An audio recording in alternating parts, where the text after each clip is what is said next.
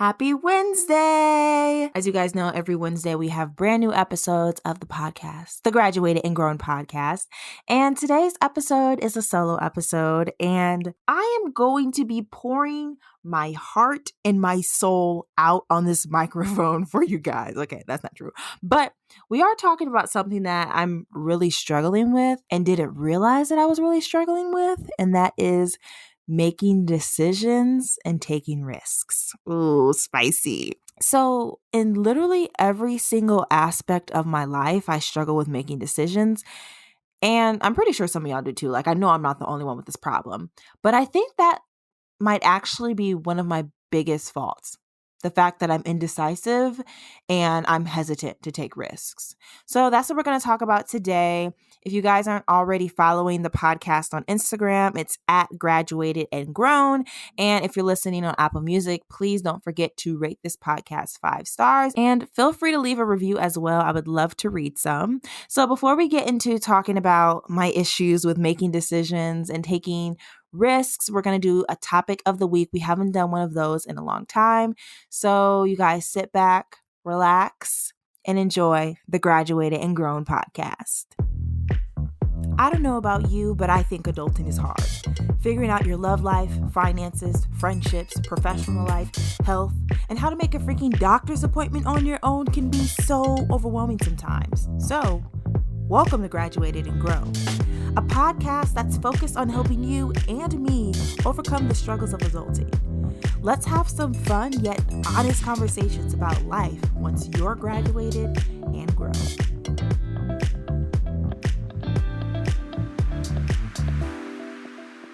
Okay, so we're back with the topic of the week. It's been I feel like it's been like weeks since we've done one of these, but still learning. So what I want to talk about today is the Triller Fight Club event that happened this past weekend. So if you guys didn't know, if you live under a rock, there was a fight, like a sponsored TV fight between Jake Paul, who's like famous YouTuber, and Ben, I don't know how you say his last name, Ben Askren, I think. And in all honesty, I didn't care about the fight. But what I cared about was the fact that all of my favorite TikTokers were in Atlanta, like living it up this weekend. And I'm like sitting on the floor watching them live it up. And I think this weekend has really just opened my eyes into the fact that I am fully invested into the world of TikTok. Literally, guys. Well, let me say this. TikTok is probably my favorite app at the moment. I love it. I always have a good laugh. I feel like I always learn something or I always get some tea on that app. But I'm literally fully invested into the drama side of the TikTok influencers. And sometimes I feel really immature, but then I'm like, who freaking cares? Yes, I'm 22 years old. Yes, I care about who Charlie D'Amelio and Dixie D'Amelio are dating. I am invested. And, I don't care because I know there's other people like me that were losing their minds last week with the Jaden, Nessa, Mads, and Josh situation. So I'm going to find my community of full adult TikTok lovers, and we are going to thrive with all this TikTok tea together one day.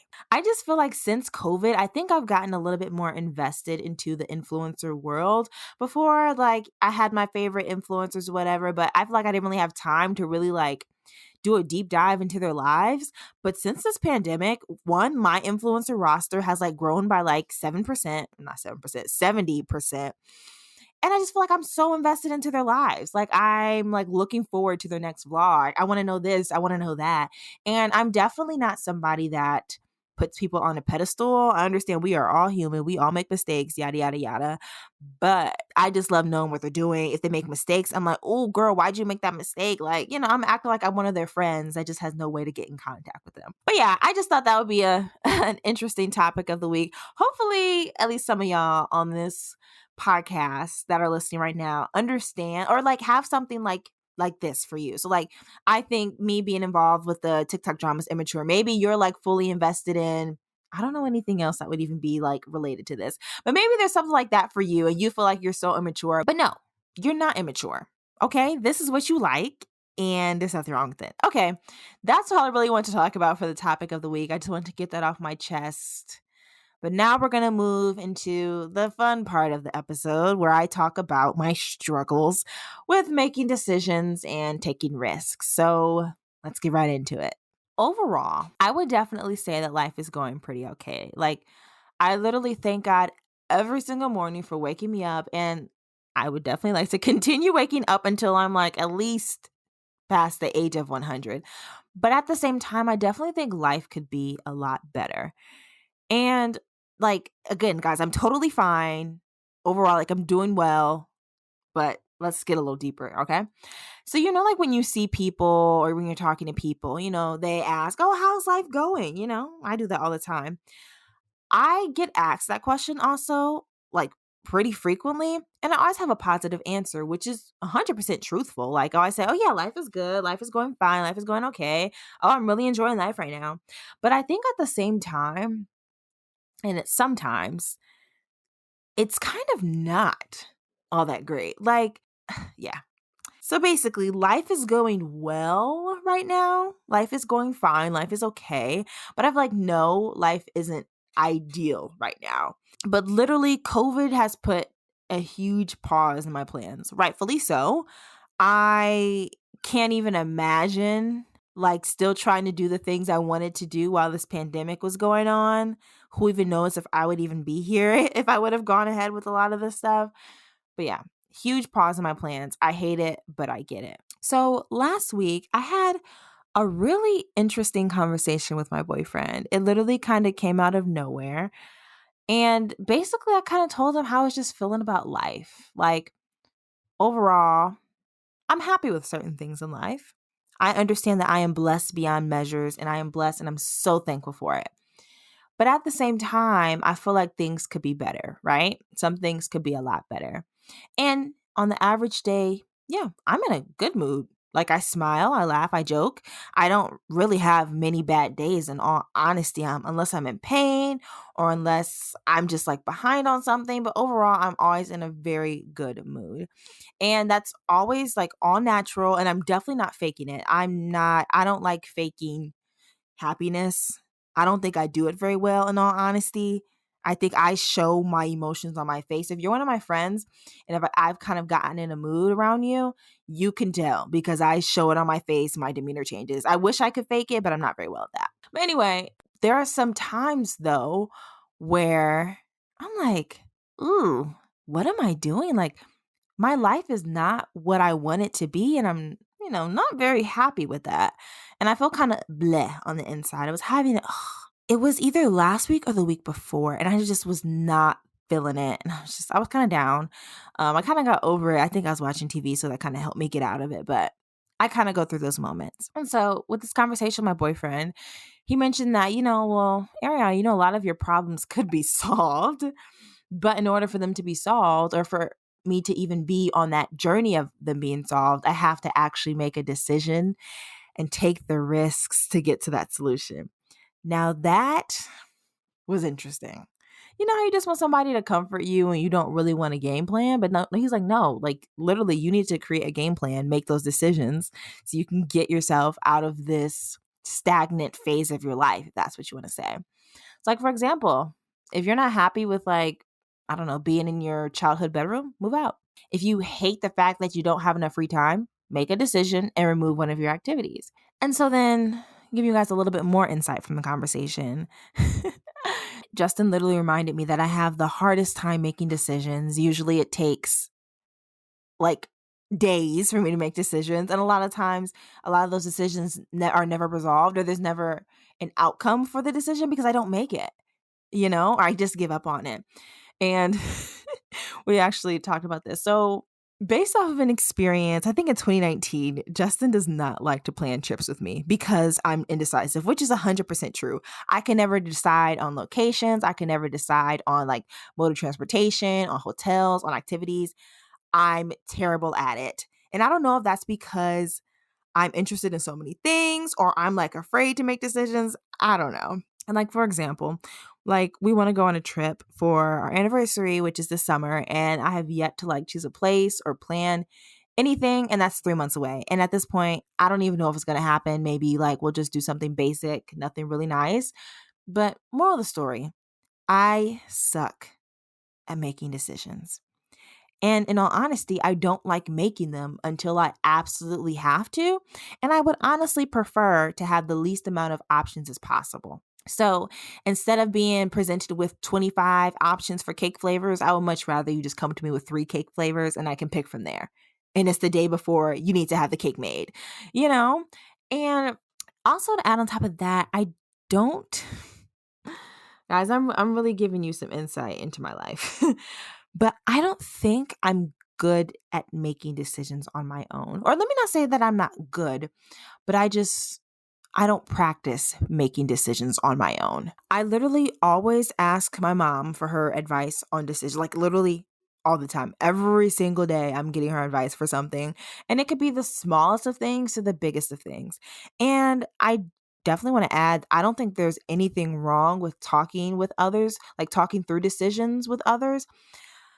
But I think I need to become an adult and make my own decisions. And like for sure, my mom is amazing. It has great foresight, wisdom, all that stuff. But I think eventually I need to take the forefront and make those decisions for myself because I have to grow up at some point. Like I think still being at home, even though I'm an adult, has put me back into this high schooler mindset.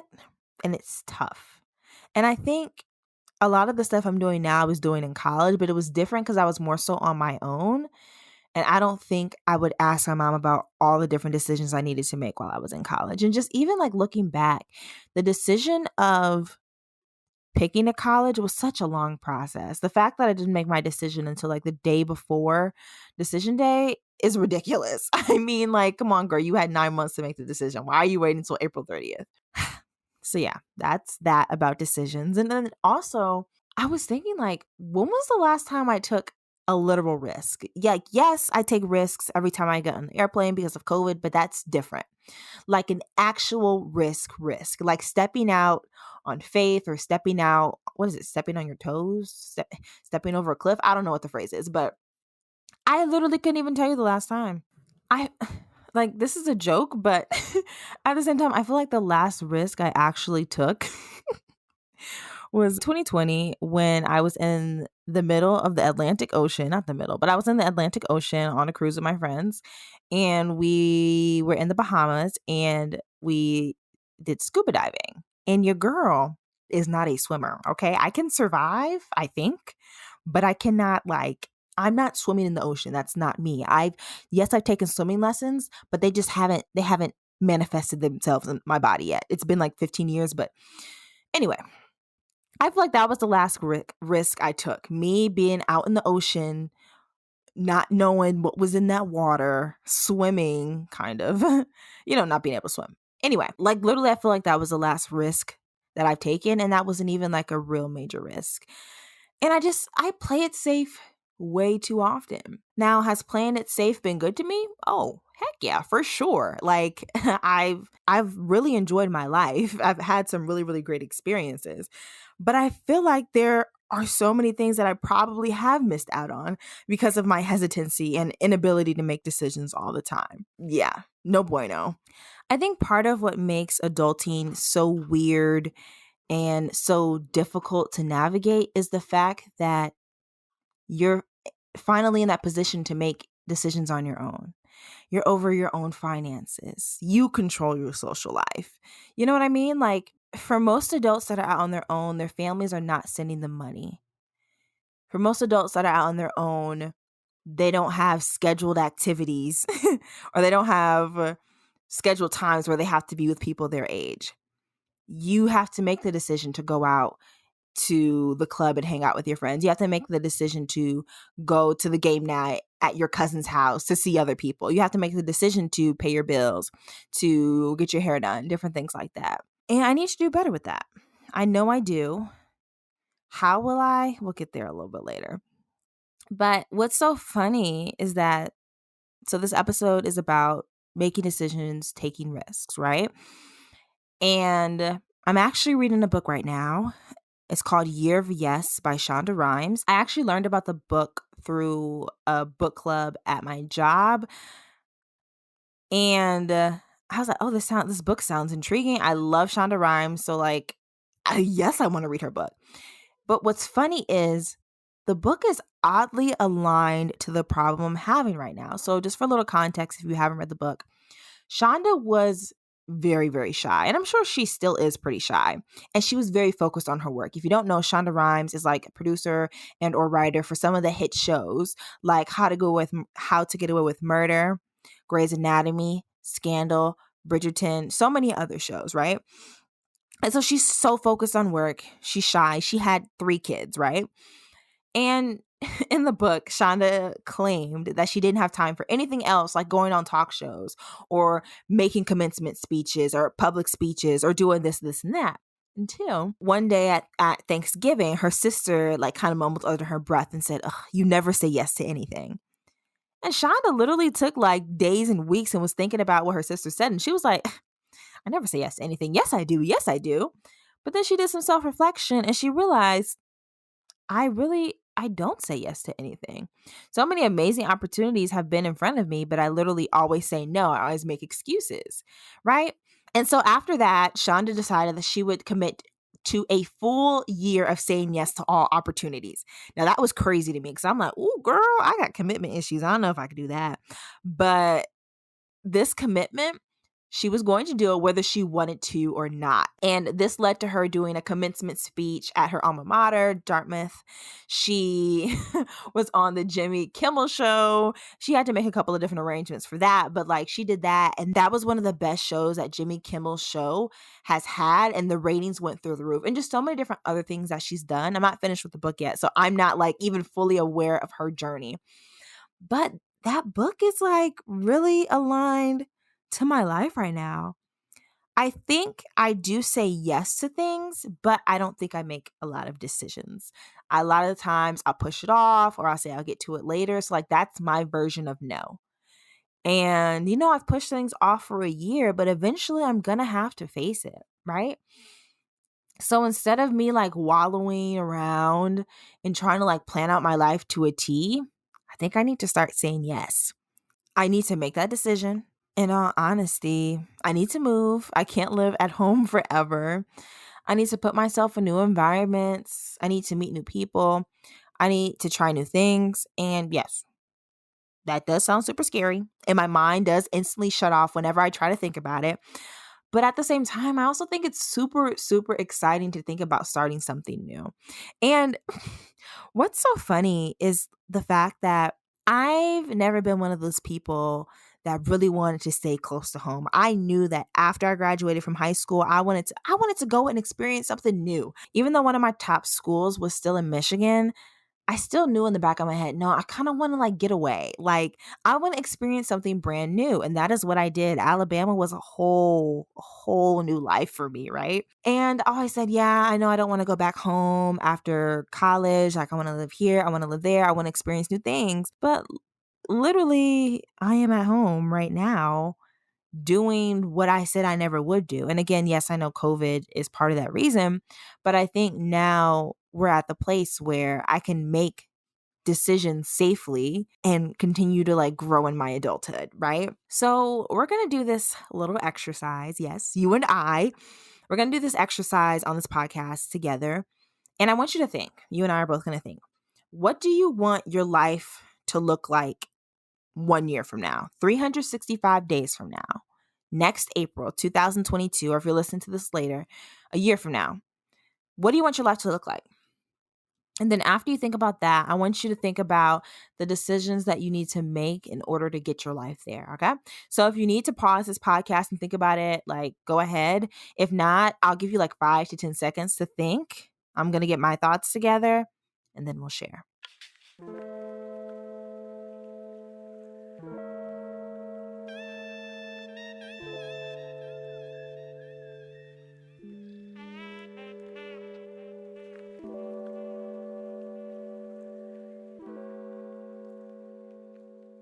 Okay, so this is like a loose description of what I want my life to look like. Very basic, but in 1 year, I want to be living in my own apartment in a new state. In 1 year, I would like to be the owner of a dog or a pet in general. I really want a dog, but there's a lot that just comes with a dog. So if I'm not ready for one, I would just like a pet. not a cat, like something small. And a year from now, I want to be more confident in my work environment or just in workspaces. In 1 year, I would like to have traveled outside of the continental US. In 1 year, I would like to see myself being more spiritually comfortable. In 1 year, I'm not going to give specifics, but I have some financial goals that I want to meet. In 1 year, I would like for my YouTube channel to have over 5,000 subbies. And then last but certainly not least, I think in 1 year, I would like for Graduated and Grown to have an even bigger audience. And I also want to hire some help. So those are some of the things that I personally want to happen by next year. And that's great. I have these plans, right? Like I have a whole vision board. A lot of the stuff is actually in there. But now I actually need to make decisions that will lead me there. So, for example, like when it comes to the apartment, I need to decide, okay, Ariane, do you want to live in the city or do you want to live in the suburbs? You've been toying with this literally for 8 months. I need you to make a decision. I need to decide, do I want to sacrifice patio space for a walk-in closet? Or do I want to pay $200 a month for garage parking or find somewhere with lot parking? Do I want a high rise or do I want a simple walk-in unit? So many different choices, but I think it's time that I make a decision and stop letting COVID make excuses for me. Stop letting friends and family make excuses for me. Stop letting work be an excuse for me. I need to stop that.